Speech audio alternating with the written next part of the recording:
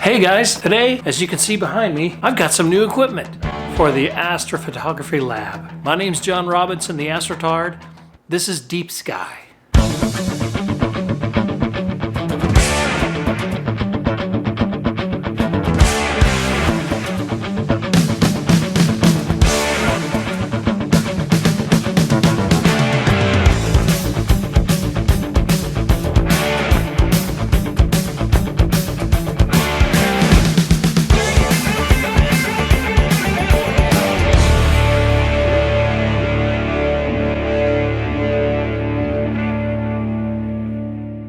Okay, so today on Deep Sky, it's a little bit of a different program. I wanted to give you guys a preview of some new equipment that I got for astrophotography. I'm building a new PC, and why am I doing that? Well, the reason is I have a little bit of an older PC, and I split the duties of the imaging laptop with the post-processing PC.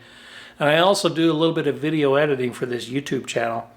So I kind of want one rig that would be able to do all three, as well as also be rugged enough to be used for a work computer since I work from home. So it is just a couple of days after Black Friday, and a lot of the equipment behind me I actually got on a pretty good deal. I spared no expense. I got top of the line stuff here. Let's just kind of go through it. Let me show you what I got here.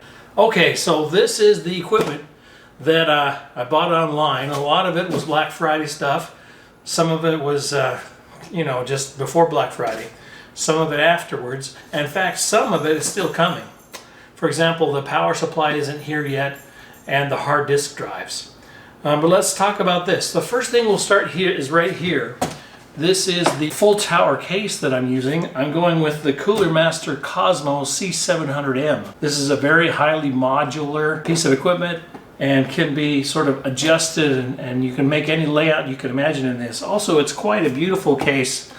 And given that it's full tower, I'm going to do some beautiful water cooling in there. Speaking of the water cooling, you can see here I've got a whole bunch of Corsair water cooling equipment here, including some fans that I got from PC Cooler, and some Corsair radiators, and all kinds of fittings, and even a controller to control the RGB lighting and the fans, as well as some of this super chilled blue liquid. I have some tools back here to do some bending. I'm going to do some hard tubes on this. Some PG, I think it's called PGE hard tubes. Yeah, I also have this Logitech 2.1 stereo system. Now, I have in the past gone with a 5.1 or a 7.1, but it's kind of ridiculous. It's too many speakers that fall down off the desk. So a 2.1 is really all I need. And this sucker's got 400 watts. One of the key highlights that I'm really excited about is the new display. Now, this is a Samsung 49-inch curved display. Now, what are you going to do with 49 inches? Well, I guess I'm going to split that up between my work PC and my home computer. I actually work from home, and this will be my workstation to do both astrophotography as well as working. So I'll be able to connect my work laptop to this simultaneously, split the screen, and do the astrophotography on the other side.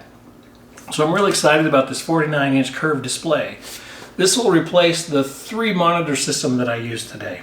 Okay, I still have a couple of pieces of equipment that are still on order and being delivered.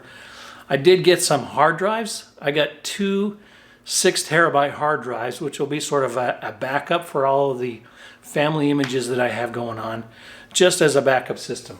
But I also have these 2 SSD drives. I actually bought 2 of them. These are 500 gigabytes each. These are made by Samsung. It's the 860 EVOs. These are pretty fast, I guess. These are SATA 3 drives. This will be for various file systems. I'll probably put the astrophotography images on here and stuff like that.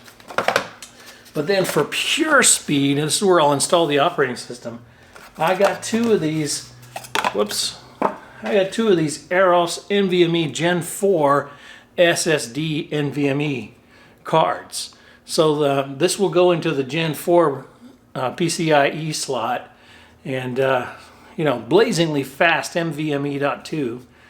I'm going to have to lose that copper cover there because of the water block that I'm going into.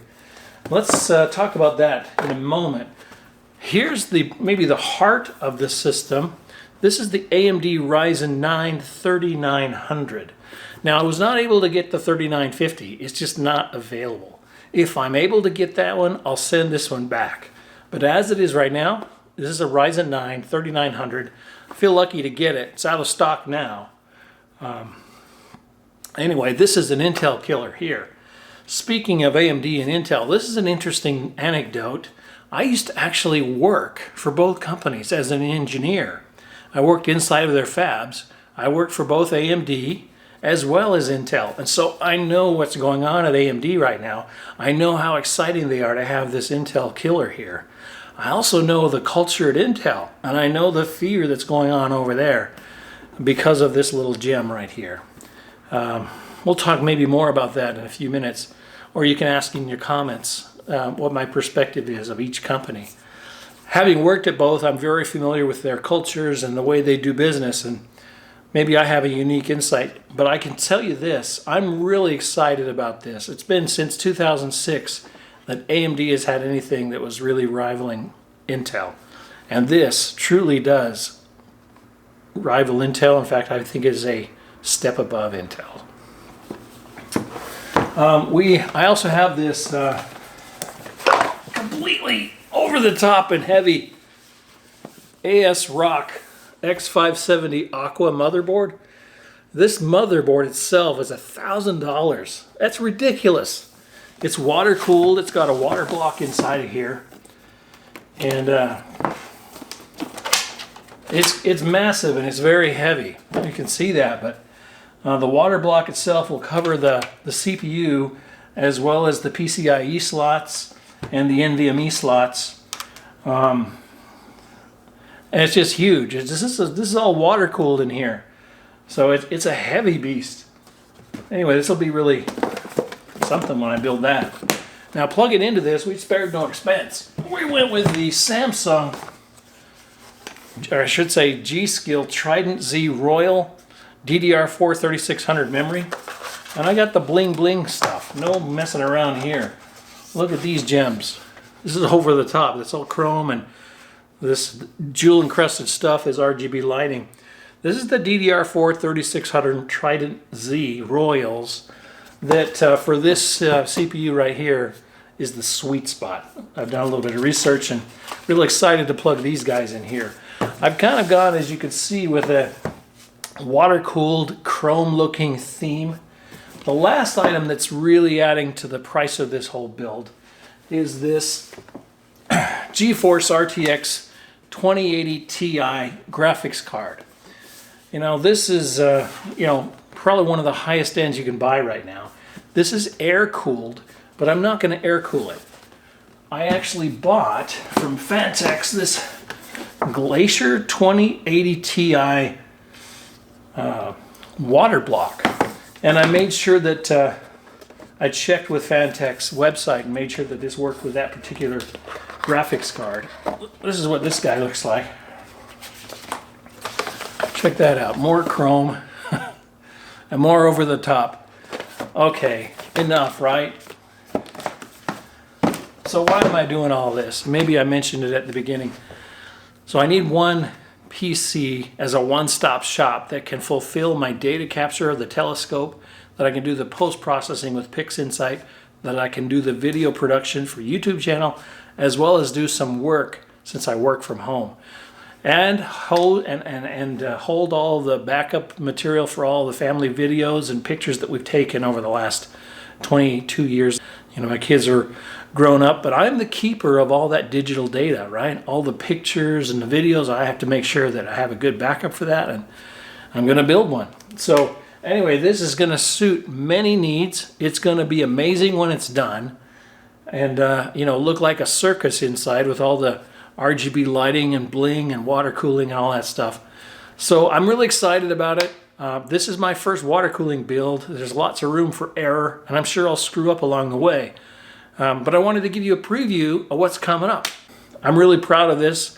I have a new keyboard that's coming in. It's a really super nice one.